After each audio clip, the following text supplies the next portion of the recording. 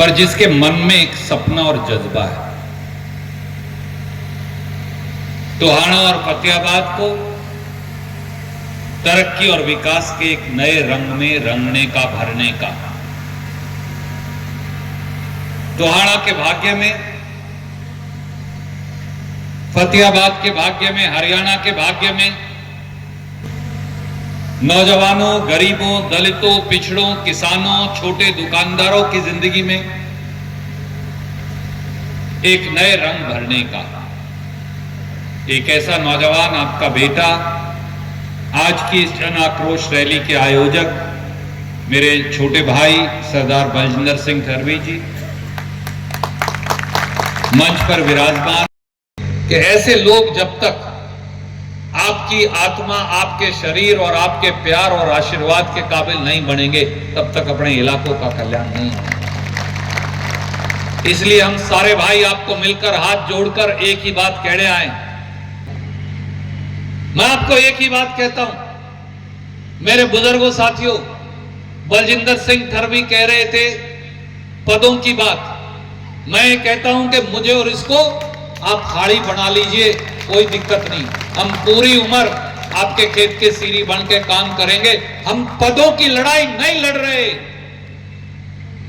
मेरे बुजुर्गों, साथियों, काका, ताऊओं, भाइयों, बहनों, माताओं, हम पदों की लड़ाई नहीं लड़ रहे। हम केवल सत्ता परिवर्तन की लड़ाई भी नहीं लड़ रहे। हम पूरे प्रदेश की व्यवस्था परिवर्तन की लड़ाई लड़ने लग रहे।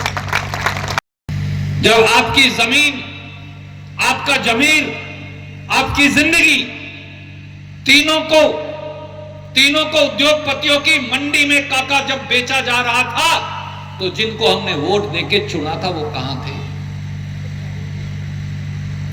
याद करिए, पिछले चुनाव में दुष्यंत चौटाला डुगडुगी बजाता अपने इलाके के अंदर घूमता था। नरवाना में, टोहाना में, उचाना में, और तो किसी ने विश्वास नहीं किया।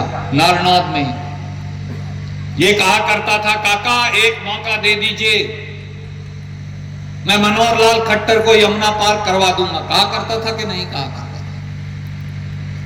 भारतीय जनता पार्टी की सरकार को नेस्तनाबूद कर देंगे, क्योंकि उन्हें मालूम था कि सरसा वाले उसकी बात नहीं मानेंगे, यमुनानगर वाले उसकी बात नहीं मानेंगे, जींद सोनीपत वाले भी, शायद सोनीपत रोहतक वाले भी उसकी बात नहीं मानेंगे।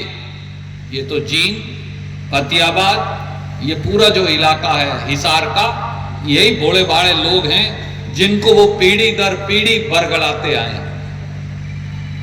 हमने 10 एमएलए बना कर दिए, टोहाना से, नरवाना से, नारनौंद से, उचाना से 10 एमएलए हमने बना कर दिए। जिस दिन वो एमएलए बन गए, उसी दिन वो भारतीय जनता पार्टी की मंडी में बिक गए। अगले दिन ही उन्होंने अपनी वोट और ईमान जजप्पा और दुष्यंत चौटाला ने 32 महक में लेकर अगले दिन अपना ईमान भाजपा की मंडी के अंदर बेच दिया। क्या मेरी बात सच नहीं? मैं किसान का एक बेटा, कुछ पीड़ा और दर्द से अपने काका, ताऊ, भाई, पड़ोसी, गवांडी, आप सारे बैठे हो, आपको कहने